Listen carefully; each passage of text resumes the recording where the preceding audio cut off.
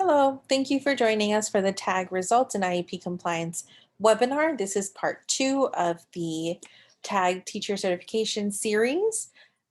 For those of you who are watching or were able to join us live and are watching the webinar again, this is a new recording. Unfortunately, our recording was very fragmented from the live session, but the information remains the same. This presentation was created by myself, Belkis Choiseul-Praslin. I am the TAG coordinator at the University of Oklahoma Xero Center, and Heather Eisel, who is a doctoral student and former special educator and WIPA coordinator, and she's done so much work in the state of Oklahoma and also is now with us at Xero Center. I'm going to go right into all the materials. Before we begin, we use QR codes during these webinars. If you're not so familiar with the QR code, all you would need to do is open the camera on your phone or tablet if you have one, point the code towards the image of the QR code here. I'm sorry, point your camera towards the image, and then a link to the site should pop up. If you do not have these quote or this ability or not able to at this time, do not worry. We have provided the URL for every code we have included in the presentation. So as I mentioned earlier, this is part 2 of the TAG teacher certification. Part 3 will be in February. And if you attend all 4 of our sessions, you will be receiving a certificate stating your TAG teacher certification. Just before we get into the actual material, I'd love to share the mission of the Xero Center. Our goal is to facilitate successful secondary and post-secondary outcomes for students with disabilities. To do this, we support our educators in having knowledge and resources to better support our students to become better educators and to help uh, the outcomes of the population that we serve. So with that in mind, during the first webinar, we asked our participants what is working and what is not working this year for you. This year, 2020, or now we are in 2021, as we all know, has been one of the more difficult years in education and in teaching, as well as for many other factors in the world, of course. But we wanted to hear from educators what is happening, and then we will try to kind of tailor the rest of our presentations or share the information that we can with others to kind of hopefully ease and have a collective form of knowledge. So we learned that technology is one of the biggest issues, and while unfortunately we cannot necessarily help with that, I have asked everyone who is present at our webinars to share with one another what is and isn't working or what they found that is particularly useful in their classroom. And in this way, we kind of collectively pool the information and we will do our best to disseminate that with everyone else. Doing it all, of course, remains one of the bigger issues for special educators, and this year is absolutely no acceptance to this fact. Doing it all is something that is somehow demanded of special educators and incredibly difficult to do at the same time. And so if we can help kind of ease some of those woes, we will try. Well, we're gonna go into the actual material of IEP compliance, but I wanted to go over some fundamentals to establish some common ground. What is IEP compliance? That's the first place we need to start. So the IEP compliance is when all required parts of that individualized education program are considered, addressed, and implemented appropriately. This means that there is documentation of academic tests and present levels and goals and progress monitoring and so on and so forth. Essentially, we are saying that every single box in our IEP system is checked and every single button has been considered or is appropriately added and included, and the information is up to date and a good descriptor of what is happening here. Now, IEP compliance is important for a number of reasons. We know that there is a mandate or a legal requirement to do this by the IDEA law, but there's also consequence to be had for when there's oversight and error, when IEPs are not completed with some sort of fidelity. Now, I come from a very litigious background in special education, and my experiences may be more unique to the rest of the profession. And so there are many teachers who will go their entire careers and never have to deal with a due process hearing, but there are also some teachers that will. So the chance is never quite zero. And we want to make sure that compliance is at the very minimum met so that we are protected in our professions. We don't ever want to have to deal with more issues.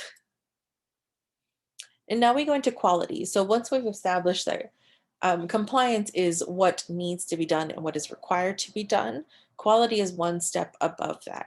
An IEP that meets all the technical requirements and also provides an accurate description of the student, their needs, the services rendered, and includes the voice of the student and the family and the rest of the IEP team.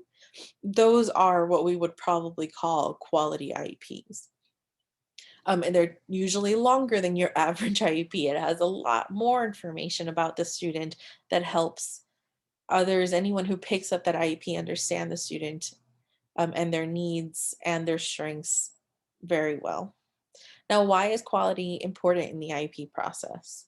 Um, I believe that the quality IEPs reflect quality services. We know from a professional standpoint that the special educators, the teachers in the school buildings, the teachers managing classes in person and online at the same time, or are having to do a million different new things, are working so incredibly hard and not necessarily um, acknowledged in all of the ways that they should be.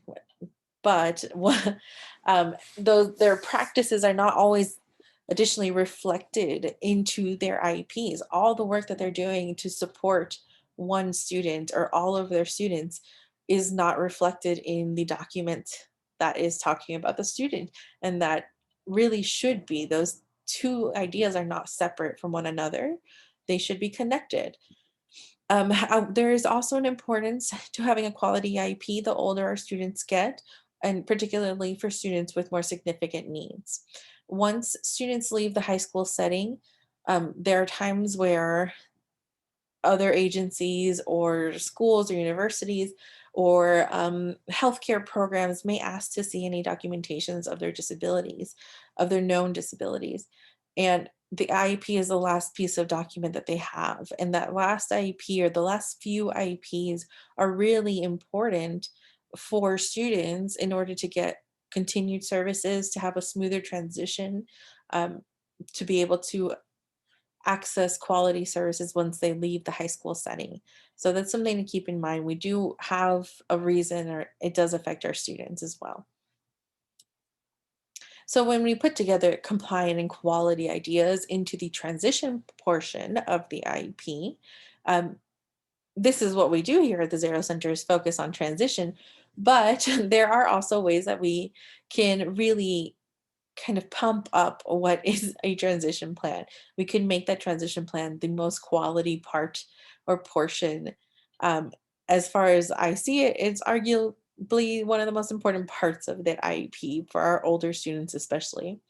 The goal for today's webinar is to take the TAGG results and use them to turn your transition plan from compliant to quality.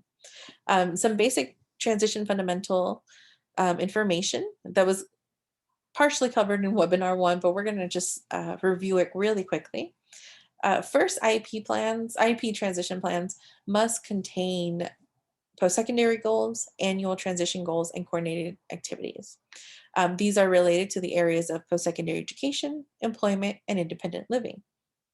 Now, transition plans must also be informed by age-appropriate transition assessments. Like we mentioned before, webinar one, we focused on all the online transition assessments that we could locate for you all, and then also shared how we could turn some online assessments into, or some paper pencil assessments into an adapted online assessment. Not solely focusing on the tag, but this webinar will focus more on the tag. And so we also know recommendations of best practice, so to meet compliance and also go into the quality realm, are to use more than one transition assessment, and one of those must be formal, meaning that it has some evidence of validity or reliability. Okay. Uh, For the remainder, I would love for you to keep this in mind. This is the Stepping Up Transition Planning model designed by Dr. Deerdorf, who works here at the University of Oklahoma in the Zarrow Center. And it becomes with this premise of writing a really great transition plan. And I've kind of boiled it down to a very small part of her all of work she does. But the transition plan must begin with the transition assessment. That's the bottom of your staircase. And if we're considering the end goal to be a great transition plan, you got to climb all these steps. You cannot climb the rest of the steps unless you have that transition assessment done. So the transition assessment helps inform all of the goals and the related activities, and therefore informs the services that we provide students, and so on and so forth. And we're hoping that the end goals, that the student does reach the goals they set in their IEP, that they one day do become um, employed at the job that they're like, or their interest area, or that they are living as independently as they wished they were living when they created their plan in the first place. Okay, we're going to go into the actual materials now. We're going to look into the tag and establish some information about the tag. If you're not as familiar with the tag, well, I'll show you in a minute. If you're not as familiar with the tag, we do have a separate training, which I'll show in a second. So we're going to start with just what is the tag? The tag is a transition assessment. It's looking specifically at the areas of education and employment of the transition planning process. Now, it does have a designation as being a formal assessment, meaning that it does check off that we have a little check mark there. It checks off the requirements before. So it's one transition assessment you can use, and it is considered formal. Now, the tag is designed for students with mild, moderate disabilities, ages at 14 plus or about seventh grade plus. Now, there is some leeway between ages and grades of students, but just to keep in mind that if you are using the tag with younger students, there are some components are assessed in the tag that may not be necessarily as high or will come up as areas of need because they do not necessarily have much employment experience just yet.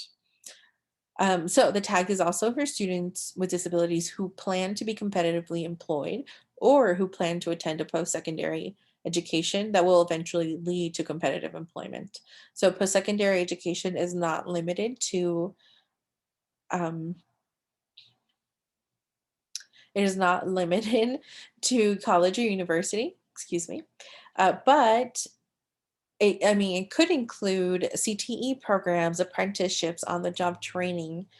Those things are all completely available or acceptable ranges to trying to determine if the tag is an appropriate assessment for your student. Educators who are looking for something that is valid and reliable slash formal, this would probably be a good bet if your student meets those other areas. And educators who also want to take in more than one perspective into the transition planning process or the goal writing process. And I'll show you why in a second. So the tag looks at 8 different areas. We call them constructs or non-academic skills. So we have learned from years and years of research that students with disabilities tend to do better once they're out of the high school setting. Better meaning that they're living the lives that they want to live or will eventually lead them to where they want to live if they have skills in these 8 areas. Now, when students are not necessarily prepared or aware of these 8 areas or have significant skills or abilities in them, then their chances of having great post-school outcomes are lessened. Of course, there's not a complete indicator of everything, of every factor, but those are just some findings from research. So this is what the tag assesses. Now, the academic skills are not covered in our assessment, and we also know that they are taught and evaluated in many different ways from the school side of things. So we're looking at the non-academic. And if you are interested in these studies associated with the tag establishing its formal designation, there are many, many studies that I could link you to.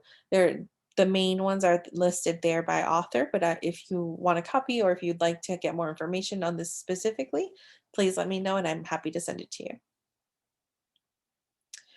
Like I said before, we are not necessarily going into all the information of how to do the tag or the basic information of how to create an assessment or that specifically, that is our one of our regular trainings. We do them all the time. If you or your school needs this training, please look at our guide first. It's what we use for the trainings. You're welcome to have it. Welcome to share it with your educators as well. But these webinar series will not be focusing on that specifically. Okay, so just to make sure that everybody's also on the same page with this, unfortunately, the tag does have a cost associated to it. If we could give it to you all for free, we promise that we would. But you may hear the words credits often associated with the tag. Um, Credits are the same thing as licenses. This is just language that we use. Our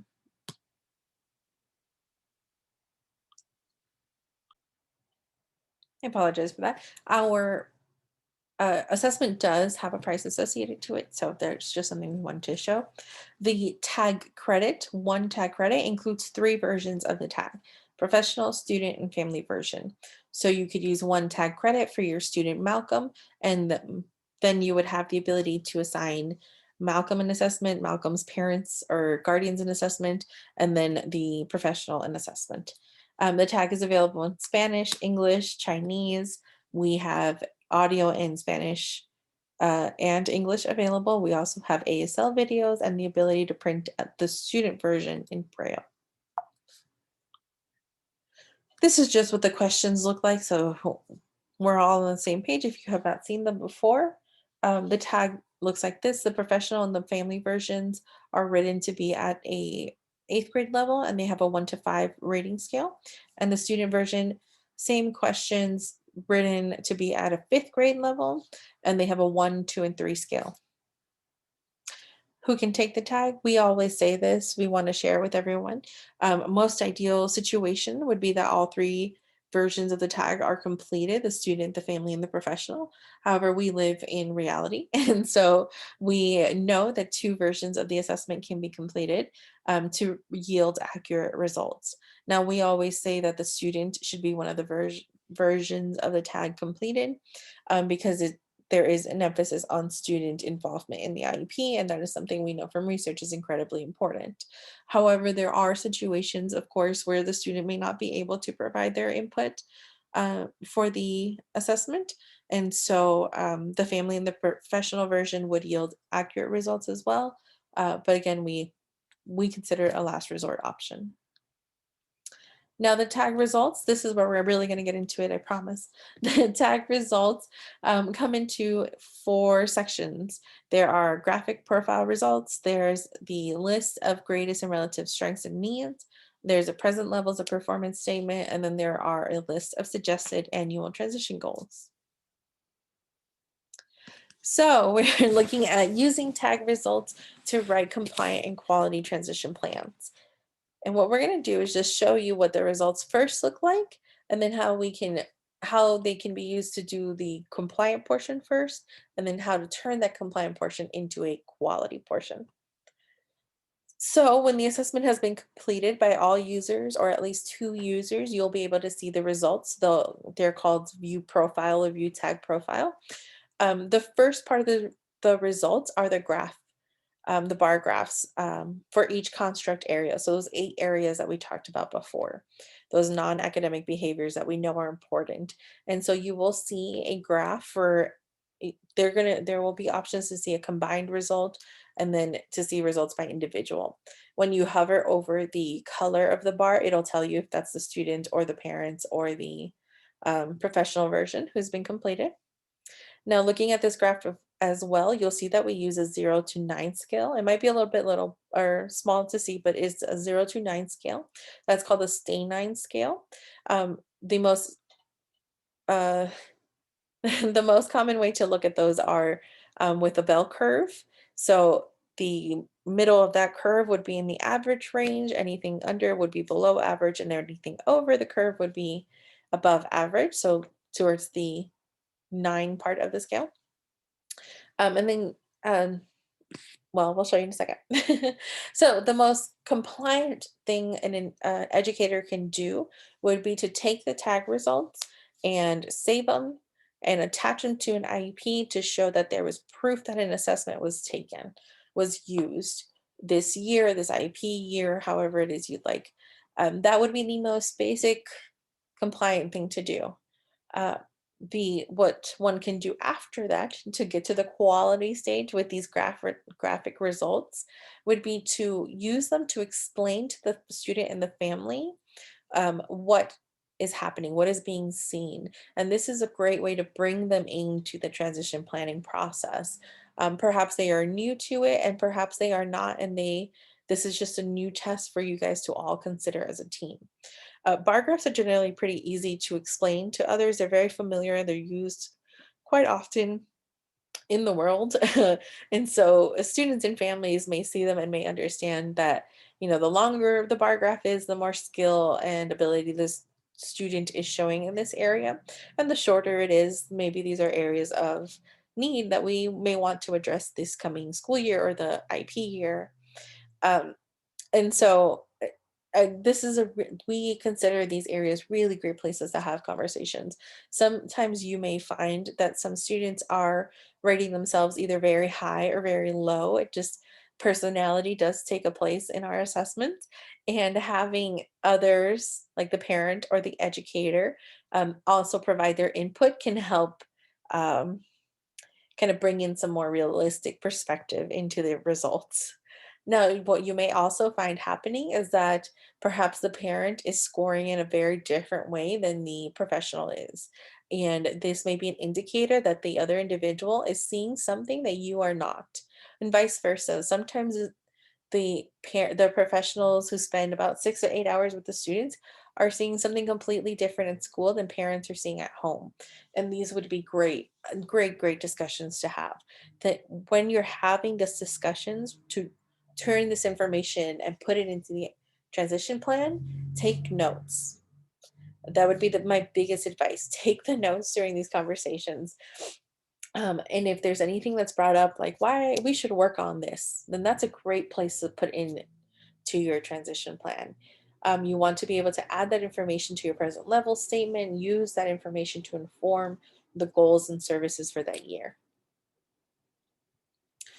Next, we have a list. The tag results will show you a list of the student's strengths and needs. So these are examples of the strengths for a fictional student, and they are based again on the 8 non-academic constructs or areas. And this is just a list of the needs, and they're stacked together, but we separated them so you can see. Now, what one could do, and the list here is probably the most ignored part of our results because some are not really quite sure what to do with this list. Again, the most compliant thing one can do is make sure the list is included in the report to show that there is proof that one of these areas will be used for the rest of transition planning, and it's related, and now you've kind of checked off some great boxes there. The quality thing to do would to would be to use this list and include the student opinion into the list. Go through it with the student and ask for their opinion. Do they know that they have strengths in these areas? Do they believe that they have strengths in these areas? A lot of the times we find that some students suddenly don't know any strengths or skills that they may possess. This is a whole new concept to them. And this may happen as well. And so if they say, I didn't know I have a strength in persistence, well, then we need to go look at what persistence means. I've included a link here for the Career One Stop videos. Career One Stop has many videos related to careers, but they also have many videos related to skills and abilities alone.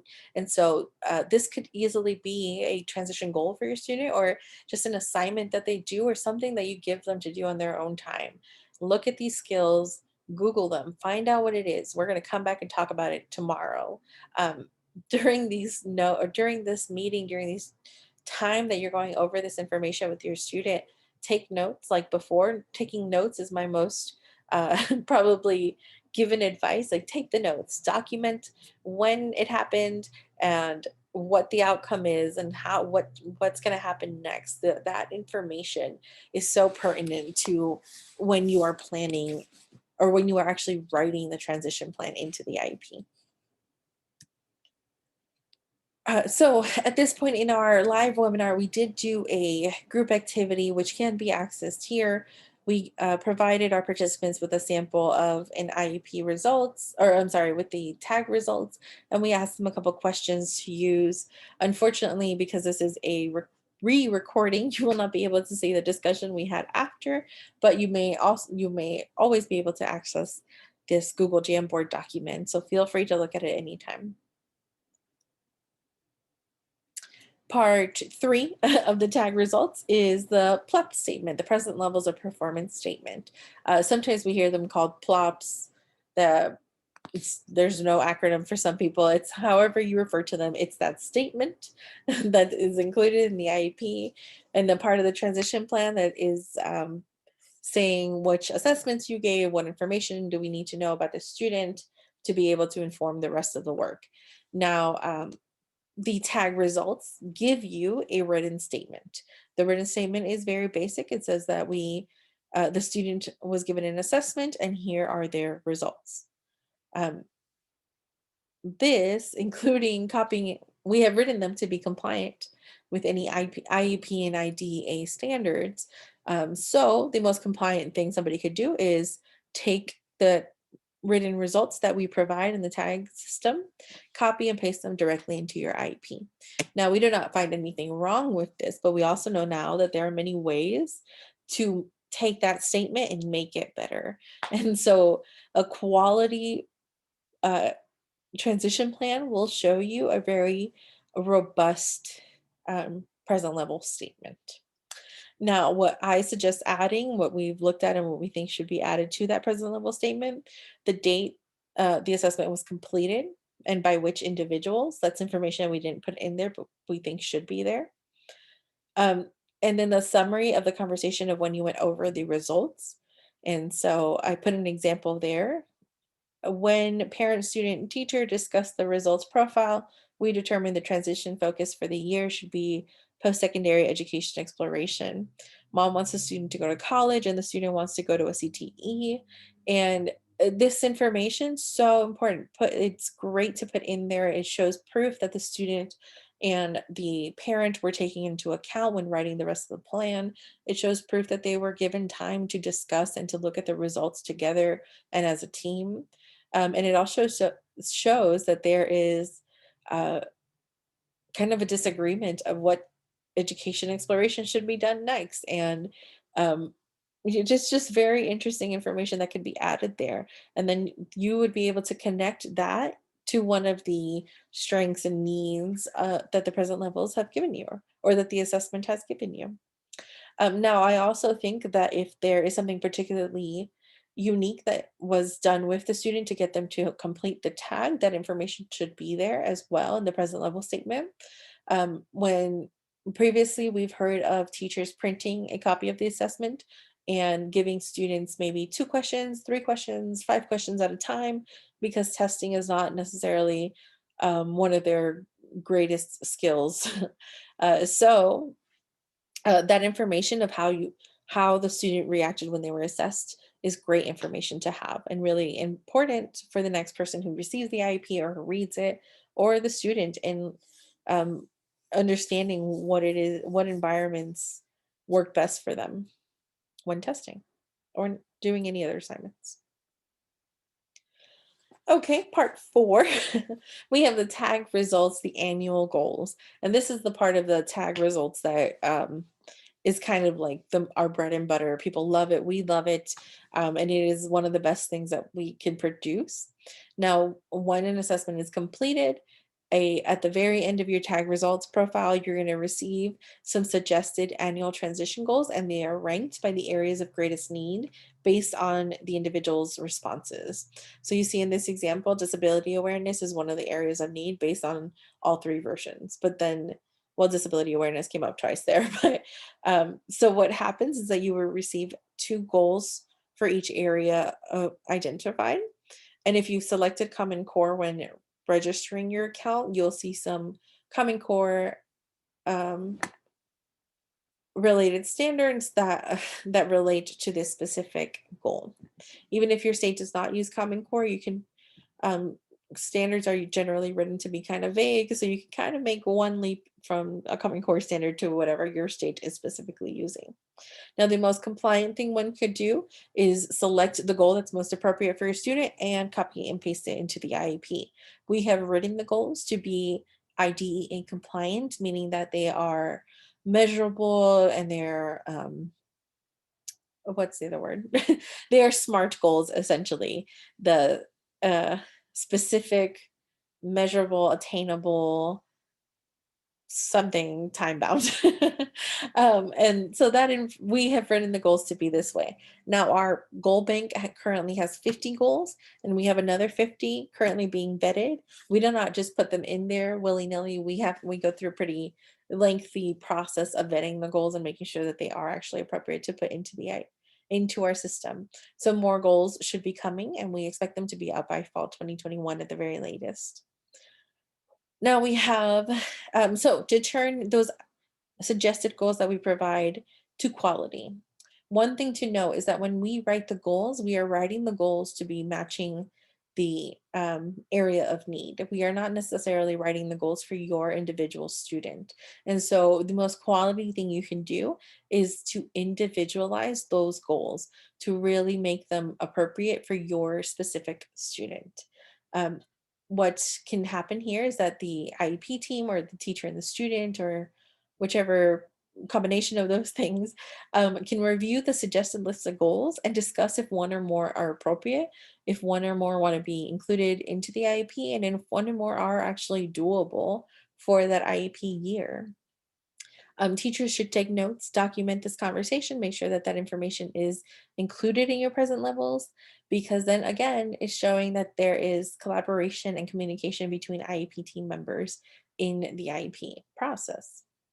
Now, again, like I said, our goals are not necessarily written for your students, so you should individualize them. Sometimes you may find that the goal is not quite what you want or not quite appropriate. You can take the goal and change it 100%. That is completely allowable and doable. You can adjust it as necessary. You can write an entirely new goal. We just want to make sure that we're still meeting that compliant part, and you want to make sure that whatever goal you do choose relates to at least one of the areas of need identified in your um, tag profile.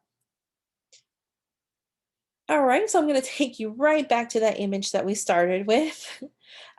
Once we have the transition assessment done, we are ready to put information into our transition plan.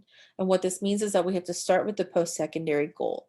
Now, the way I have explained the post-secondary goal to my students is that they have big goals for their lives, big goals. And we are looking at the big goals first because we got to plan kind of with the end in mind. And so if the big goal is for your student to attend a career technical education program, that is their big goal. And the only way to know that is to talk to your students. There's unfortunately no other way around it. Not that we should talk to our students.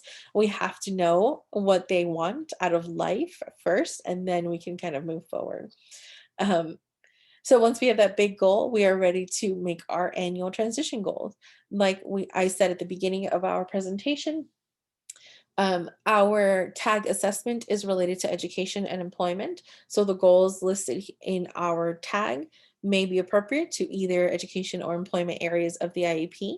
You would take those goals, you'll individualize those goals for your student, and you'll put them in the IEP. And those are directly related to your transition assessment results.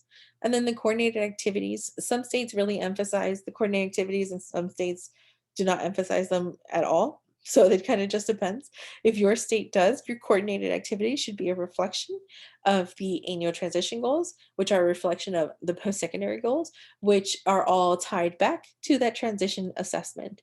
Here, you have not just met the compliant part of your IEP, you have moved it to a quality part of your IEP. All right, so just some quick final things. I'm going to share some announcements about the Xero Center and about the tag and just all the information we can. There's free curriculum to teach tag constructs. We host on our Xero Center site. You can access it at xerocenter.ou.edu through this link right here. or through the QR code. We have a number of lesson packages, curricula, presentations, reproducibles, materials, anything you need to teach the tag constructs, those 8 areas, non-academic behaviors that we have. We have a number of resources available for educators to download completely free. Like I've mentioned before, we have to charge for the tag, but everything else on our website is free for educators, for anybody to take. We also at times are able to offer free tag credits to kind of offset the costs associated to educators. Right now, we have an opportunity for um, tag credits specifically for students who can take the tag in Spanish. So if you have any Spanish testing students who fit the realm of the tag, mild moderate disabilities, and hope to be competitively employed, the tag or we have some credits for you. If you know other educators who are teaching this population, please share this information with them. We unfortunately do not always have the ability to give away as many credits as we want. We would if we could. So while we have this opportunity, I highly encourage you to share. Next, we have our Sooner Works program. Sooner Works is part of the Think College Network. Sooner Works program here at the University of Oklahoma is one of the best things we have ever done at the Zarrow Center, in my opinion. It is a college experience program for students with mild intellectual or developmental disabilities. These students live on campus. They are attending courses with their same peers or with other OU student peers. They are living independently. They are participating in social events right now at a social distance, of course. They are full college OU students first. And on our end, they are interning across campus. They are gaining some specific work skills, and they are preparing themselves for as independent lives as they can completely dream for. So if you have students who are interested or who maybe in the future will be interested, we have an application every year. Please share this with your students. Let them know we are not the only college, of course, that does this. Think College Programs has a list of all the colleges in the country that you may want to explore with some of your students. Now, we also have the option for educators who are interested in getting a master's degree. We have some funding available for those who may be interested. So we have 2 master's degree options. The first is a master's in education, and it emphasizes transition and social work. And then the other one is a master's in social work that emphasizes transition and special education. So what we learned is that social workers and transition specialists and special educators have such overlapping populations and such different um, perspectives and availability and access to resources, and our worlds need to merge completely. And so what they've done here is um, OU had a, has a big grant, and so they're able to fund 10 scholars for 2022 and 2023, because I believe we're 21 is almost done. Um, it covers almost the full cost of attendance. There's very little that comes out of pocket. We do have a number of people who could speak to you on this. If you are interested, please reach out and know that that option exists. And this is the last thing before we get to the end. If you have any questions, please contact us. Contact us at any time. Our job, especially right now during this crazy time, is to provide and support educators as much as we can. If we do that, then we are helping our students as much as we can. And so, to that end, if you have questions regarding the tag or transition assessment resources or just transition in general, this is our wheelhouse. We can do we could probably find the information if we didn't have it specifically, so do not hesitate to reach out. Okay, and if you have attended our and watched this entire thing, please feel free to use this URL or use the QR code to access the attendance survey. You can get feedback, or you will be asked for feedback on today's presentation. Uh, please be honest, we cannot get better unless we know. So if that is the case, um, or when that's the case, please just share the information. We do not take it to heart. We will try to make sure that our future webinars are in a great condition for the and to be as useful as possible to you all. So that is the end for webinar part 2. We have part 3 coming February 26th. The registration is down below. And the link would be the same as the link to access today's webinar. If you have any questions, please feel free to reach out at any time. Like I said, we are completely here to help you all. Thank you for sticking around with us. Thank you for those who joined us live and were supportive of us during all of our technology issues. I know this is not necessarily as fun as the live training, but we just have to move forward. Next one will be so much better. Thank you. Have a great day, all.